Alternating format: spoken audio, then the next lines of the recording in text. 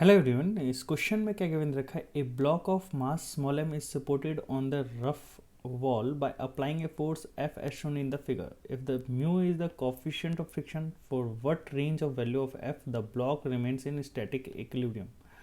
तो इस क्वेश्चन को सॉल्व करने से पहले हम लोग पहले क्वेश्चन का फ्री बॉडी डायग्राम बनाएंगे और फिर क्वेश्चन के को अप्रोच करेंगे, ठीक है ना। चलिए, पहले उससे पहले अगर आप लोगों ने हमारे चैनल को सब्सक्राइब नहीं करा है तो चैनल को जाके सब्सक्राइब करिएगा और बेल आइकन को प्रेस करना मत भूलिएगा, ताकि जो भी लेटेस्ट लेक्चर हो आप लोगों के पास सबसे पहले पहुंच सके। तो देखिए, यहाँ पे क्वेश्चन में क्या कह रहा है कि if mu is the coefficient of friction for what range of F the block remains in static equilibrium. Block को स्टैटिक रुका रहना है, मतलब कि एक स्टैटिक इक्विलिब्रियम में रहना है। क्लियर। तो अब यहाँ पे मैं एक वॉल बना लेता हूँ। ये वॉल है हमारे पास और इस वॉल के ऊपर एक एम मास का ब्लॉक प्रेजेंट है। क्लियर।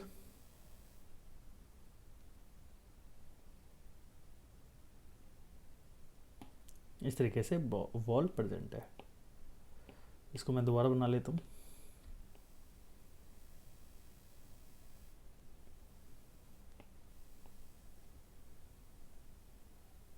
ये वॉल है। क्लियर।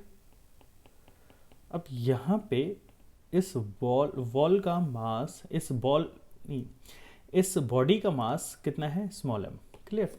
और नीचे की ओर फोर्स लग रहा है इस पे एम जी, और एक फोर्स एफ फोर्स इधर लग रहा है।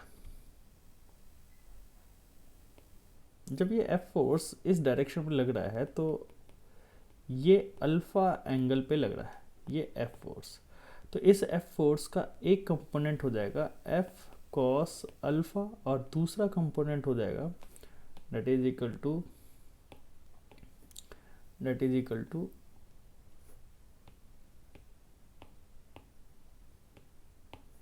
एफ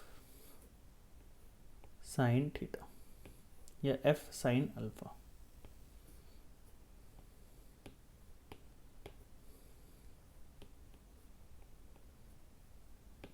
ये एफ साइन अल्फा लग रहा होगा।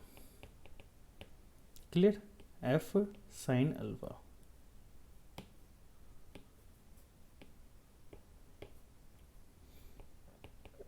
ये एफ साइन अल्फा लग रहा होगा, नीचे की ओर एम जी फोर्स लग रहा होगा।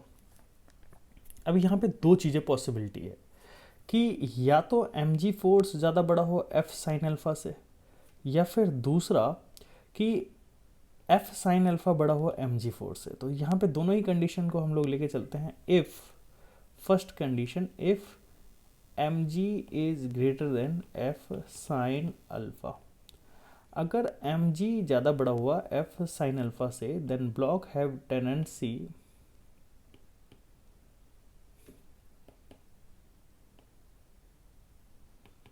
टू मूव अपवर्ड, नहीं move downward, sorry move downward, क्योंकि एम जी फोर्स ज़्यादा बड़ा है। इस चीज़ को, टेंडेंसी को चेक करने के लिए हमें क्या करना पड़ता है कि जो जिस वॉल पे, इस सरफेस को जिस पे बॉडी मूव करने वाली है उस सरफेस को स्मूथ मान लीजिए, और इस बॉडी को ऊपर नीचे मूव कराने वाले बॉडी फोर्स कौन से हैं? एम जी और एफ साइन थीटा। अगर एम जी ज़्यादा बड़ा है एफ साइन अल्फा से तो ये ब्लॉक किधर मूव करने की टेंडेंसी होगी? नीचे। तो जब ब्लॉक के पास टेंडेंसी नीचे की ओर है तो फ्रिक्शन किस डायरेक्शन में लगेगा? फ्रिक्शन इस वाले ब्लॉक के ऊपर की ओर लगेगा। चलिए, इसको मैं पहले इसका एक कॉपी करके नीचे और बना देता हूँ ताकि इसको मैं बाद में यूज कर पाऊँ। ठीक है। तो अब यहाँ पे ब्लॉक के पास टेंडेंसी किधर जाने की है? डाउनवर्ड जाने की है। तो अब इस पे लगने वाला फ्रिक्शन फोर्स किधर लगेगा? ऊपर की ओर फ्रिक्शन फोर्स लगेगा। और ये फ्रिक्शन फोर्स किधर लग रहा है? ऊपर की ओर।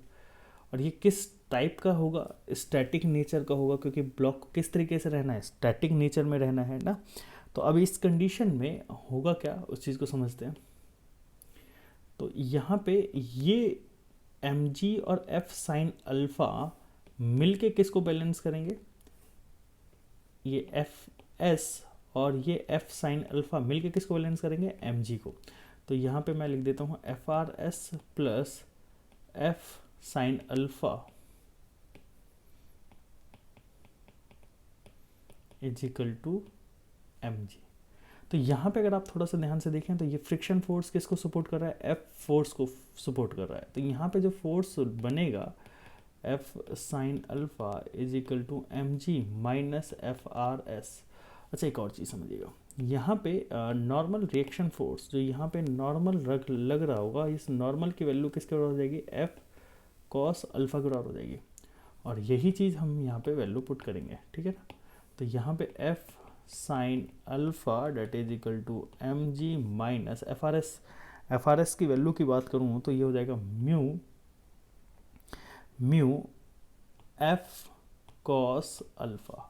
तो एफ की वैल्यू कितनी हो जाएगी, एफ की वैल्यू हो जाएगी M G minus M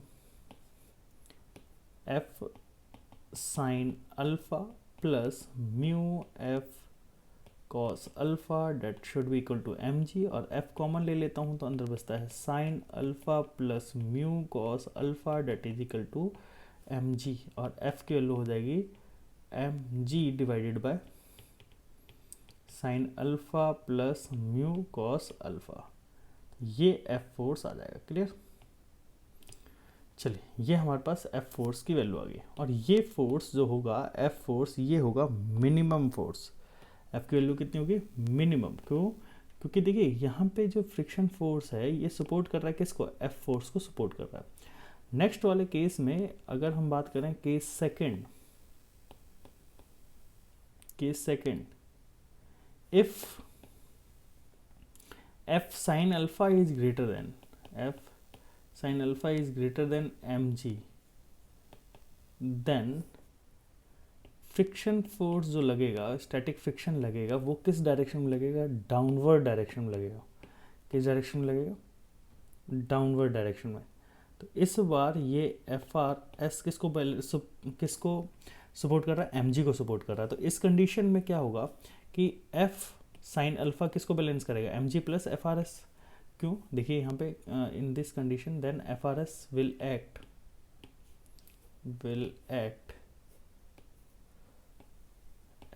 in the downward direction because block have tendency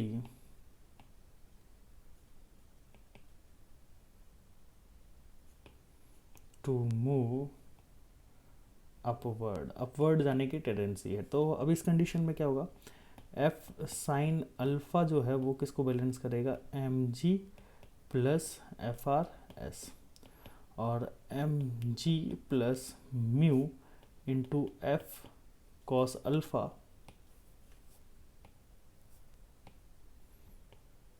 date is equal to F sine alpha. तो यहाँ पे F sine alpha minus mu F cos alpha that is equal to M g F sine alpha minus